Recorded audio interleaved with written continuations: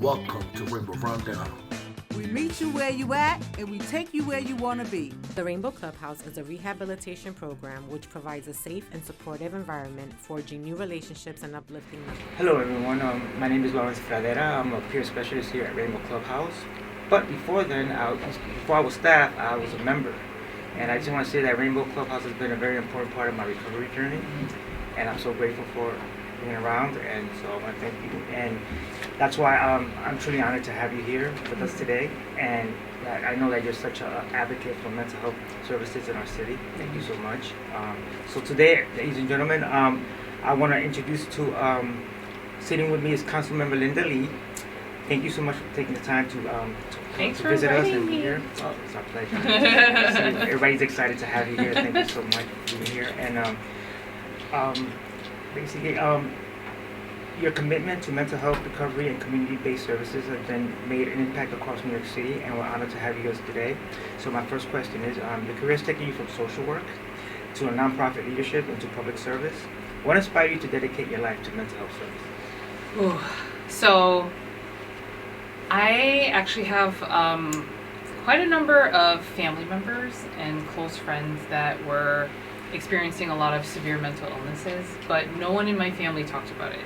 And so I remember my parents were like, oh yes, this cousin of ours or this relative, we know that there's something off, we just don't know exactly what it is. And it was one of those things that we just never talked about it in our community. I think there's a lot of stigma that we see across many different cultures and communities, and certainly the Korean community is, we experience the same thing. So there's a lot of stigma, no one talks about it, and so that was sort of like one of the first things I grew up just like noticing and experiencing in my personal life.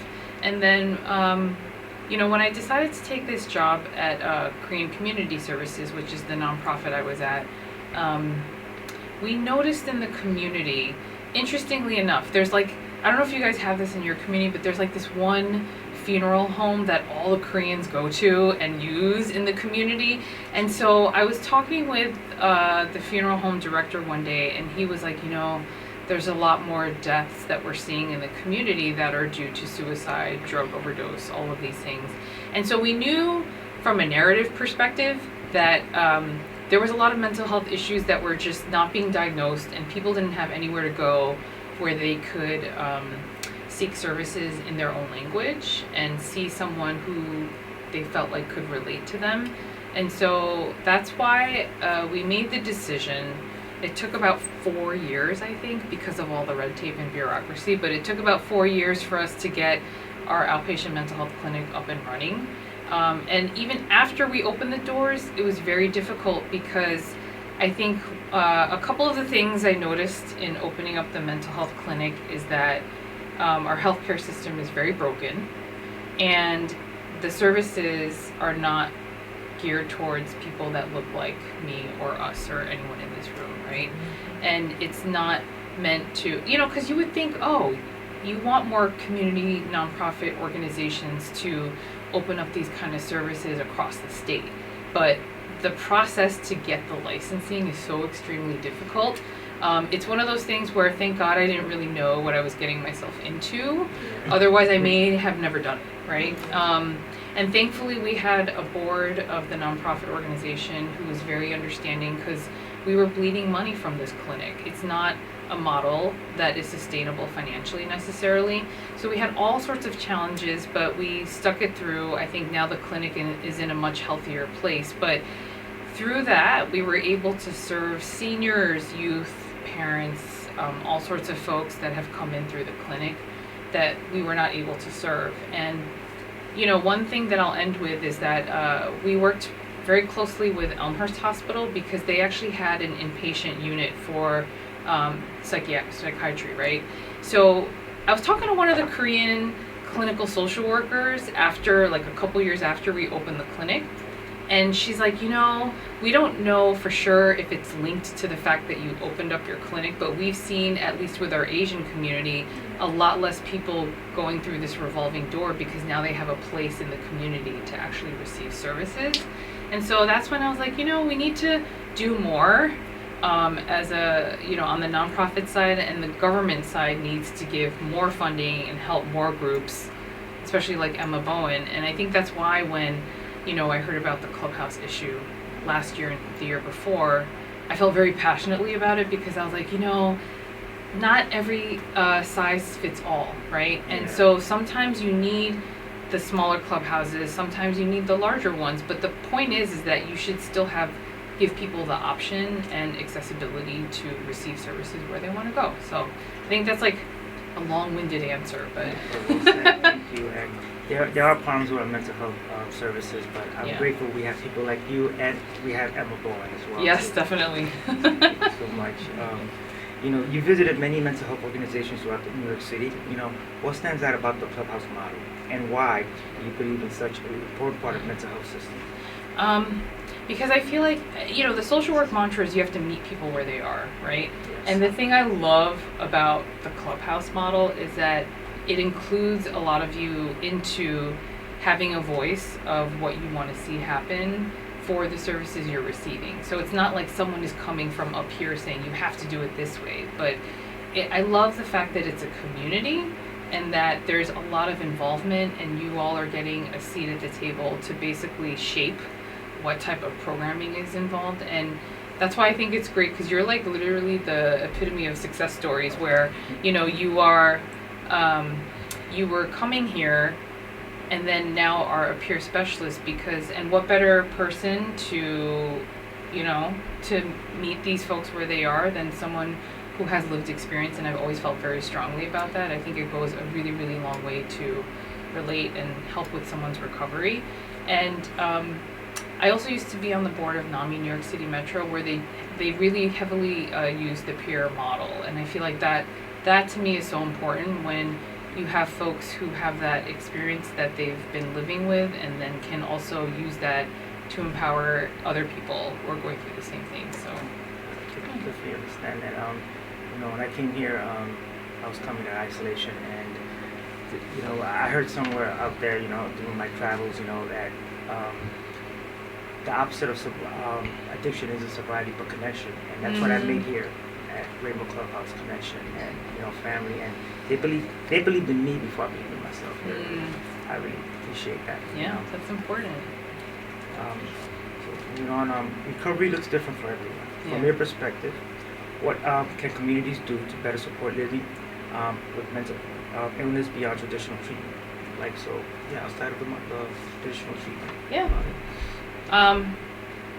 Not to go back to Emma Bowen and the other clubhouses, but I think that's exactly why the Clubhouse model is so important, because it's not a clinical setting per se, but you touch upon a lot of the day-to-day things that everyone has to go through for people who are living with some sort of mental health issue or other types of issues. And so I think it has to be sort of everything. Like, it has to be, it takes a village, right? So yes, there are some things that you're going to need that are more clinical, medication-wise, maybe those types of things. But then I think the lion's share is really the community and the support, which is why I think it's so important to have clubhouses. Because if that piece is not there, I think it's very easy to backslide when you don't have other people holding you accountable, rooting you on and saying, this is why you can do it, and this is why we need to keep each other accountable. I think that community is key in someone's recovery, and it's key in someone's journey. And sometimes I don't think people understand that enough, and then they try to highlight maybe too much on the clinical side, but it has to be a good balance. Yeah. I definitely, I see regular, traditional treatment, but this was something I also needed. Right. As somebody, who wanted to connect with others. And so coming here, they're telling me, saying like, are you going to be by tomorrow? Are you going to come in tomorrow? Or how are you doing? And that felt really good. It felt like I'm really part of something bigger than myself. So I really enjoyed that. It's kind of like, I remember in youth group, because I'm a churchgoer, right? And so growing up, I remember like my pastors would challenge me, because they were like, one piece of Christianity and living out your faith, yes, is knowing the Bible, understanding what Scripture says, right? But the other piece of it is living in community, because that's where you actually test and act out what you're preaching, right? Because it's very easy for me by myself in my room to say, oh, I'm a good Christian, right? But to actually practice it with people who may disagree with you, who are adversarial, who maybe are not on the same page as you, and I think that's where you really build and grow and sort of have that accountability to sort of check yourself, but also have other people lovingly, right, lift you up. So I think the community piece is really important. It's very, and you realize you're not alone in your endeavors and journey. Yeah. One of your priorities has been expanding access to community-based mental health services before people reach crisis.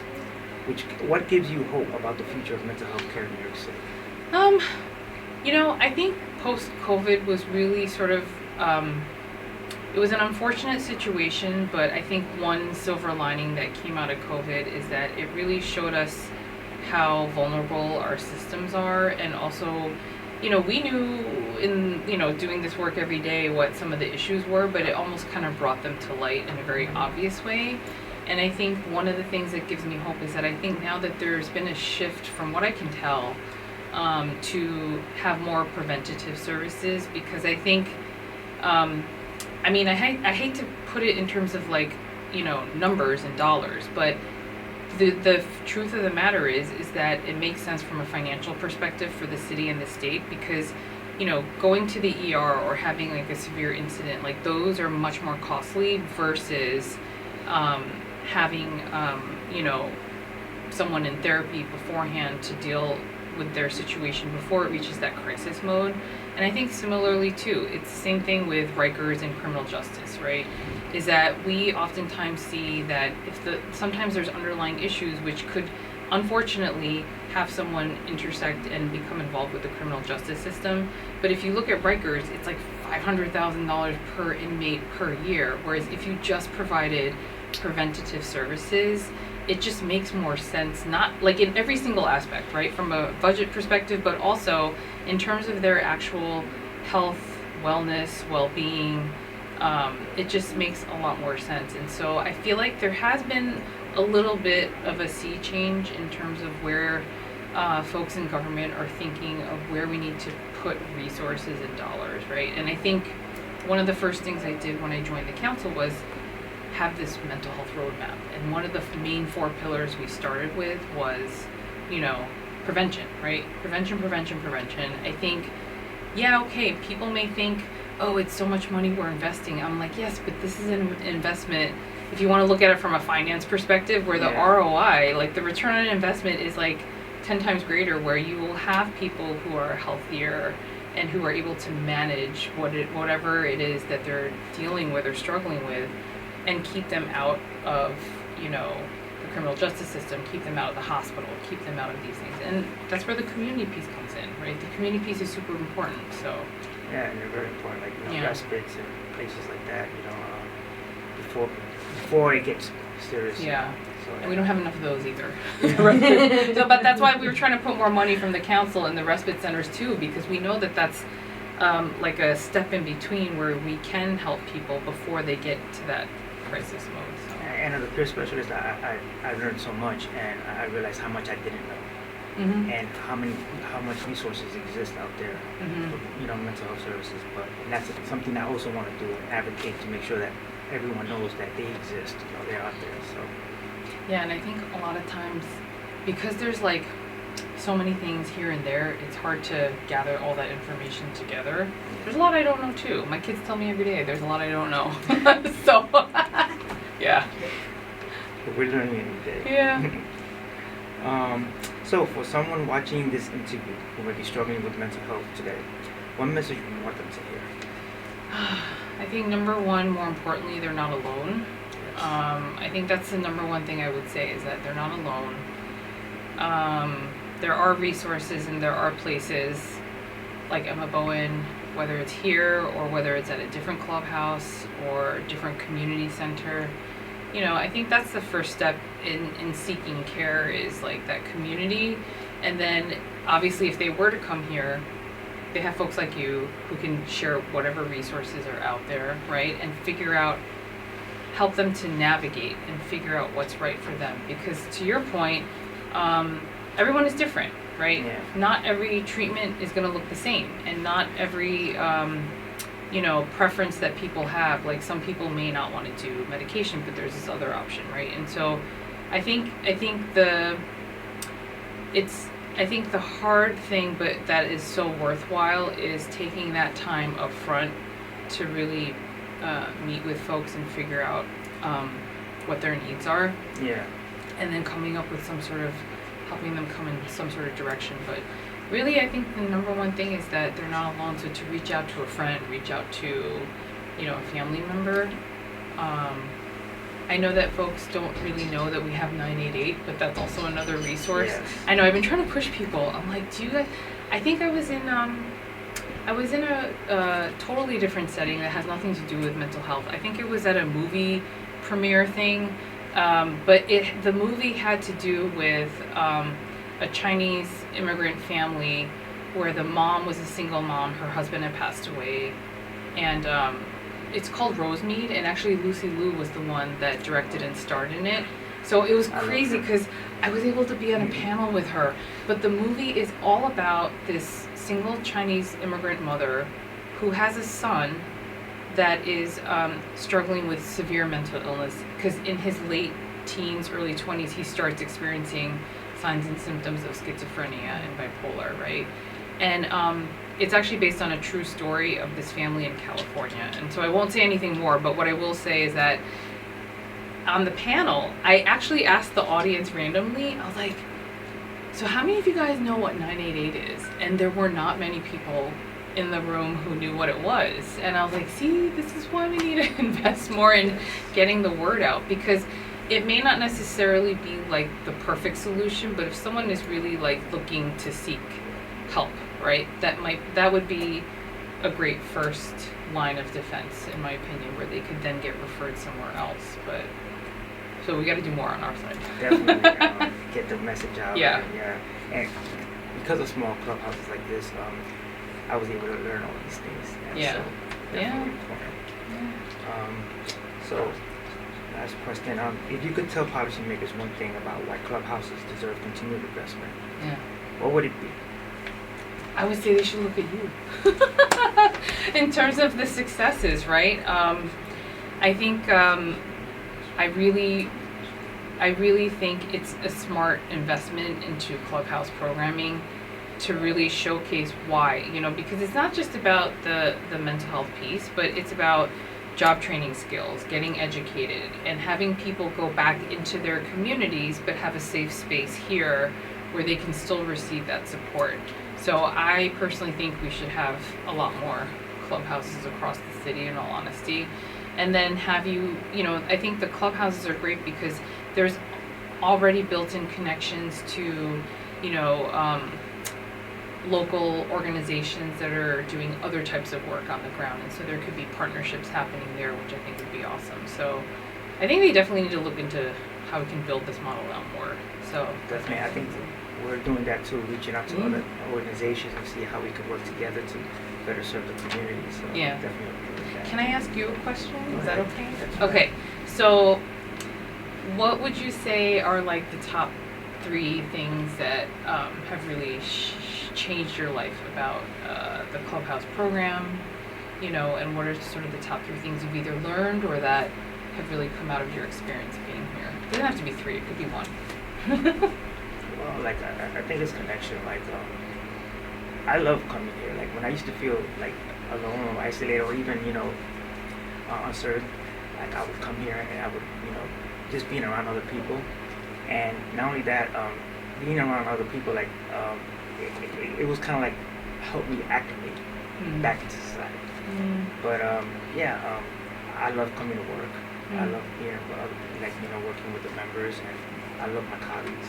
And the one thing I definitely I think it's the one-on-one. And I especially when I come here, they would teach me how to do certain things, and it was the one-on-one, and people knowing your name and coming through the door and greeting you and saying how you doing, always, with a smile on their face, and that felt really good.